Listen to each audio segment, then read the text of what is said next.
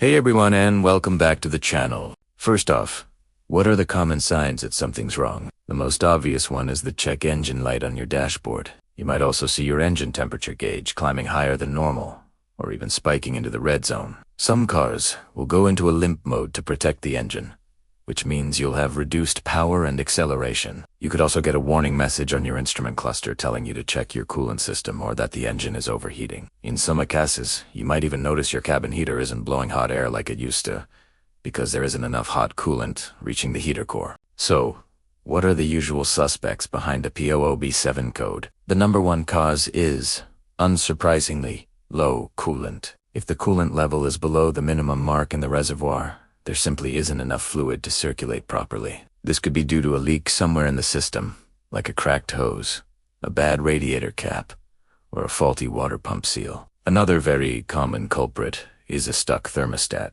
If the thermostat is stuck closed, it physically blocks the coolant from flowing from the engine to the radiator to be cooled.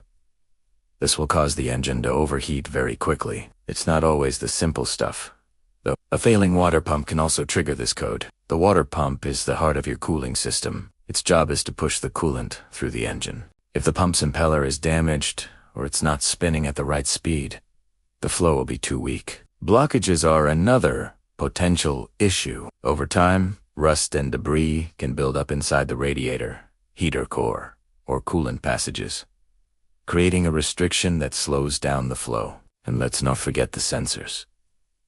A faulty engine coolant temperature sensor or a dedicated coolant flow sensor could be sending bad data to the EC, tricking it into thinking there's a flow problem when there isn't one. Alright, let's talk about how to diagnose this. The first and easiest step is to check your coolant level. If it's low, top it off with the correct type of coolant for your vehicle and keep an eye on it. If the level drops again, you have a leak that you need to find and fix. If the coolant level is fine, the next step is to check the thermostat. You can often tell if it is stuck by feeling the upper and lower radiator hoses. Once the engine is warmed up,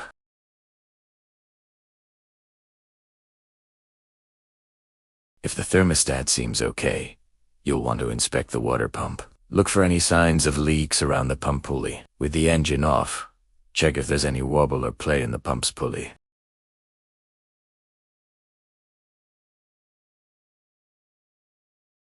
This can help you see if the temperature is climbing erratically, which could point to a flow issue or a bad sensor. If you suspect a blockage, you might need to perform a cooling system flush to clear out any gunk and sediment. This is a great maintenance item to do anyway. Fixing the P00B7 code depends entirely on what you find during your diagnosis. If it's low coolant from a leak, you'll need to replace the leaking component, whether it's a hose, gasket, or the radiator itself. If the thermostat is the problem, replacing it is usually a straightforward and inexpensive job. A bad water pump will need to be replaced, which can be a more involved repair. If you have a clogged radiator, sometimes a professional flush can clear it, but in severe cases, the radiator may need to be replaced. And of course, say if a sensor is faulty, swapping it out for a new one should resolve the issue. Remember, don't ignore this code. Driving with a coolant flow problem can lead to severe engine damage from overheating, which can cost you thousands in repairs.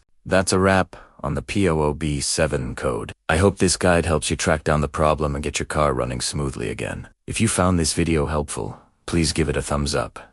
And don't forget to subscribe for more car repair tips and tricks. Thanks for watching, and I'll see you in the next one.